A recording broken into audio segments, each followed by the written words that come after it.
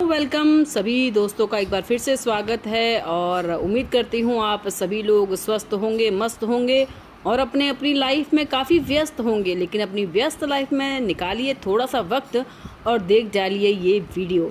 इस वीडियो में आपको मिलेगी कंप्लीट इन्फॉर्मेशन अबाउट पैरट। तो आज हम बात करने वाले हैं, बहुत सारे लोगों के मन में सवाल उठते हैं कि इनके नाखून, पैरट्स के नेल्स हमें बहुत चुभते हैं, तो उसके साथ क्या किया जाए।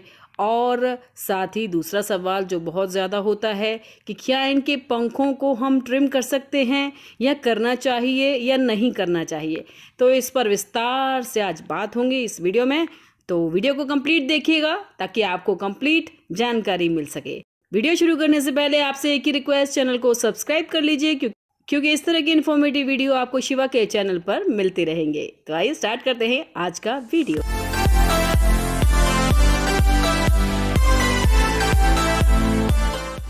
दोस्तों, हम सभी के मन में एक सवाल होता है, जो लोग भी पैरट लेकर आते हैं उनके मन में यही सवाल सबसे पहले होता है कि क्या हमें पैरट के पंखों को काटना चाहिए, ट्रिम करना चाहिए। और दूसरी बात, जब ये पैरट हमारे ऊपर चढ़ते हैं तो काफ़ी हमें चुभते हैं इनके नेल्स, तो क्या हमें इनके नेल्स को भी काट देना चाहिए। तो आज इस वीडियो में हम इसी पे बात करने वाले हैं। तो देखिए दोस्तों, सबसे पहले बात करते हैं हम पंखों की। पंख जो होते हैं वो हर एक बर्ड, जो भी फ्लाइंग बर्ड होता है, उसका प्राइड होता है, उसका कहें तो स्वाभिमान होता है ना। तो किसी के स्वाभिमान को आप ठेस पहुंचाएंगे तो वो ख़राब लगेगा, लेकिन अगर आप उसको सही तरीके से ट्रीटमेंट करेंगे तो वो आपके भी काम आएगा, बर्ड का भी फ़ायदा होगा और आपको भी फ़ायदा होगा। तो सही फ़ायदा क्या है ये मैं आज आपको बताती हूँ।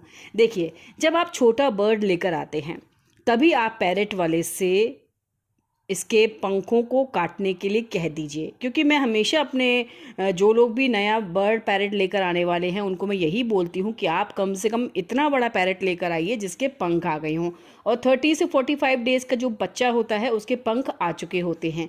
तो सबसे अच्छा, सबसे बेहतरीन रास्ता ये होता है कि आप उस वक्त ही जिससे पैरट लेकर आ रहे हैं वहीं से पैरट को ट्रिम करवा के, उसके पंखों को ट्रिम करा कर लेकर आइए, ठीक है।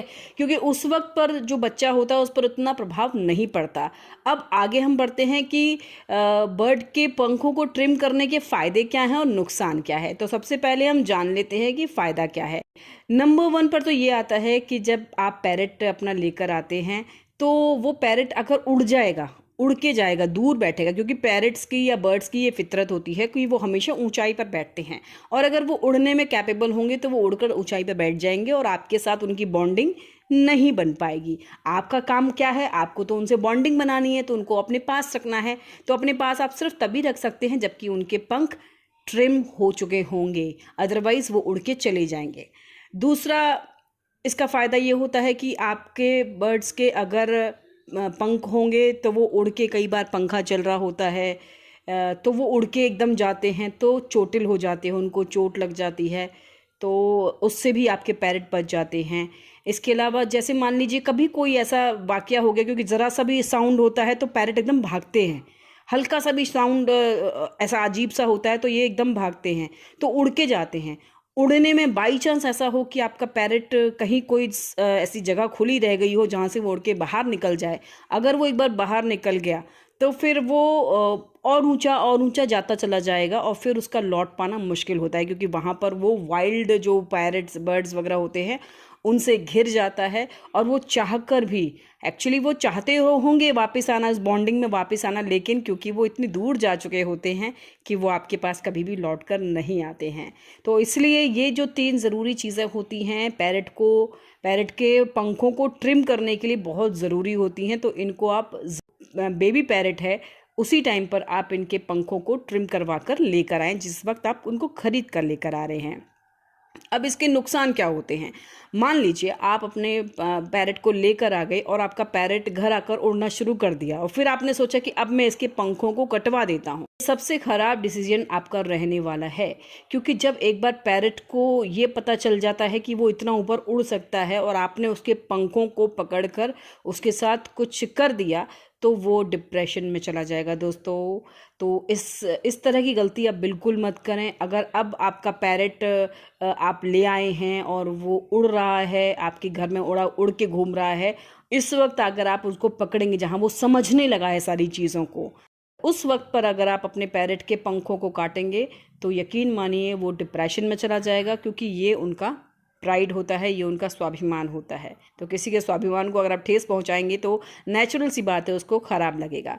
तो इसके लिए सबसे अच्छा तरीका यही है कि आप अपने बर्ड्स पैरेट के जब बच्चा लेकर आते हैं 1.5-2 महीने का, तभी आप उसके पंखों को या तो ट्रिम करा कर लेकर आइए, या फिर अगर आप खुद कर सकते हैं वीडियोस देखकर तो आप उनको कर लीजिए। ठीक है, ये तो बात रही पंखों की। अब हम बात करते हैं नेल्स की, क्योंकि नेल्स अक्सर ही पैरेट हमारे ऊपर चढ़ते हैं और हमें काफ़ी परेशानी, खरोंच वरोंच लग जाती है। तो अगर मैं अपनी बात करूं तो मैंने तो कभी भी शिवा के नेल्स को नहीं काटा, मैं उसको बर्दाश्त कर रही हूं। वो मेरे ऊपर चढ़ रहा है क्योंकि नाखूनों को बहुत ही ध्यान से देखकर काटना होता है, वो मैं कर नहीं सकती हूँ क्योंकि इनके नाखून में ही इनके ब्लड सेल्स होते हैं। तो जहाँ तक आपको डार्क हिस्सा दिखाई दे रहा है वहाँ तक आपके पैरेट के ब्लड सेल हैं। उसके बाद में जो वाइट हिस्सा हल्का सा जो एकदम शार्प सा दिखाई दे रहा है, वो हिस्सा जो होता है उसे आप काट सकते हैं।